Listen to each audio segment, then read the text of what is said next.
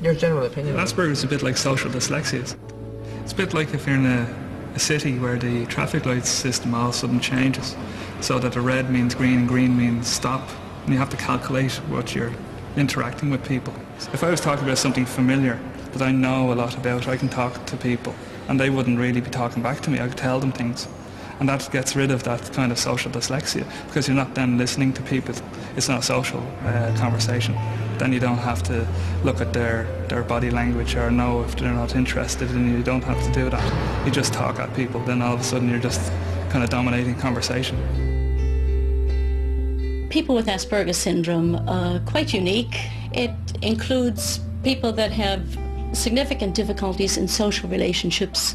The way their brain is wired really doesn't give them the opportunity to connect the information that they see and that they've observed over the years so that they can be effective in having good social relationships. So they tend to be clumsy and awkward socially.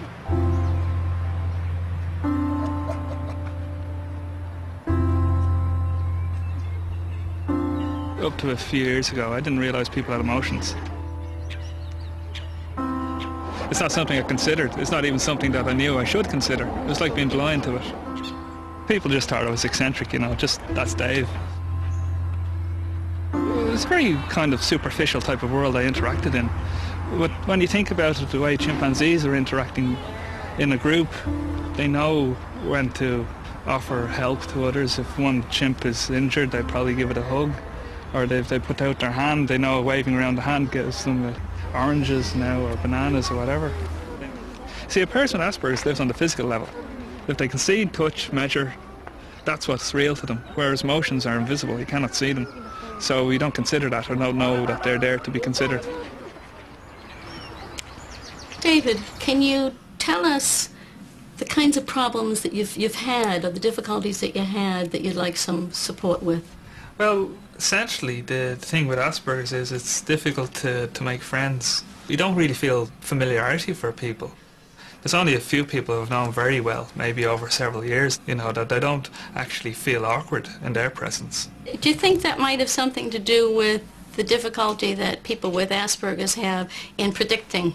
Yeah. You know, kind of the need, you can't kind of read what's happening in the situation. That's exactly it. That's the theory of mind.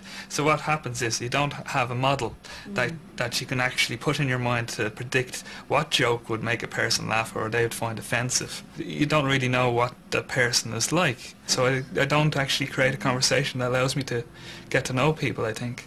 I just find a person and totally just download all information that I'd researched into them, you know, to tell them facts about what I found about. And did you assume they'd be interested? Yes, in that? Absolutely. When I first came to Trinity College, I assumed that everybody's just going to be like me. Are there any benefits? What's the positive sides of anything? Well, I wouldn't be here without Asperger's because of my passion for minerals and science. That had brought me to Trinity to study geology, and it's something that I really enjoy.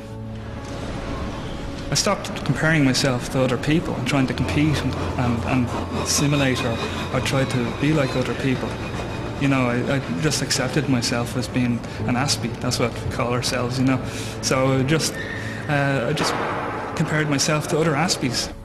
I saw there was an exhibition in Blackrock College a year or two back, and that actually had a working light. They got a light from it. A light? Yeah, a light bulb from it. An actual light bulb from it, which they managed to get going again. Yeah. Even after all that time underwater, you know. Amazing. You know, they have the. I used to find it much more difficult until I got the diagnosis and then joined the group as well and come to terms with myself more, you know. But I need to develop a bit more socially.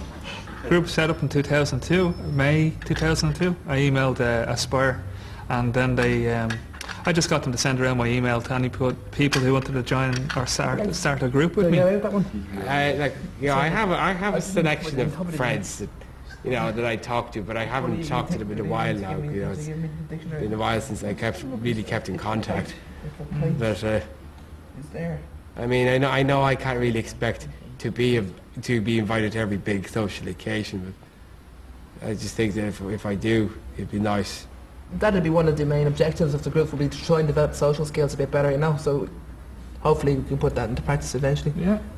I mean, And conversational skills. Yeah. Not just talk about the Titanic all the time. No, we'll talk about your mirrors, Dave. Yeah. It's my go. A lot of people with Asperger have been misdiagnosed as having obsessive-compulsive disorder.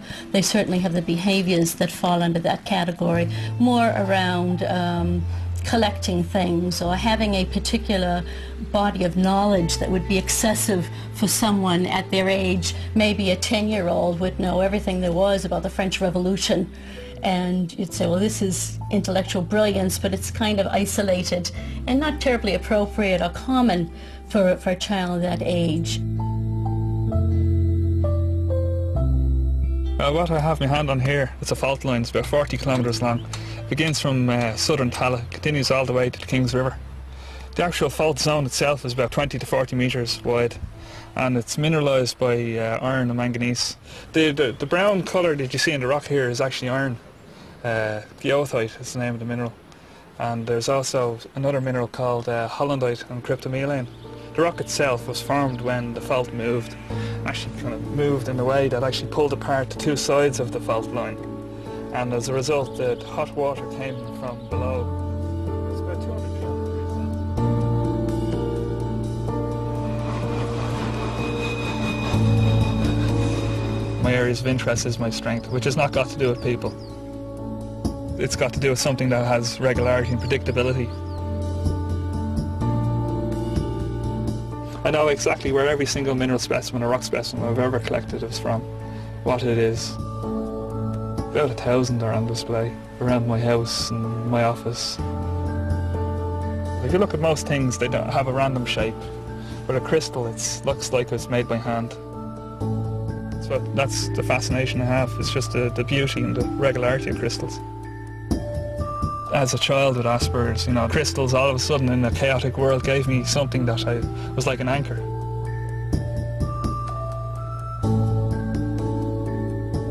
Any kid that's different from other children, they get bullied. I literally, when I went to primary school, I remember after the summer holidays that I didn't want to talk to the other kids because I knew when I talked, I'd talk about astronomy. I didn't put the two together. I didn't know that when I talked astronomy that was causing bullying, so I was bullied nearly every day for years. One of the things that happened that probably insulated me from any negativity is that I had a primary school teacher in 5th and 6th class, and what he did was put me on a stage play as a space alien, which is what the bullies were calling me. They were calling me a space cadet, you know, space alien, star boy, star kid. I was into astronomy at the time. So what he did, he was putting me on a Christmas stage play as a space alien. So instead of being something negative, I got people to laugh at me, being myself. If I hadn't been on that stage play, I wouldn't be a PhD student. I would have been, God knows, you know, I would have thought of myself as something horrible. I would have thought what the bullies were saying to me. Well, the thing about me is it's very general. It's not. You've got lots of different. I'm probably the modest of the group. You know, I've got more than one particular interest. I probably am. That's I'm not exaggerating now. Probably am.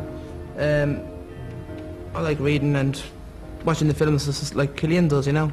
I don't really think of myself as obsessional. Just bad at talking to people. You know, and trying to have a long and interesting conversation with them. Just making conversation, really. I don't think I made it worse, That's where my drawback falls. Yeah. And that's where I'd like to excel.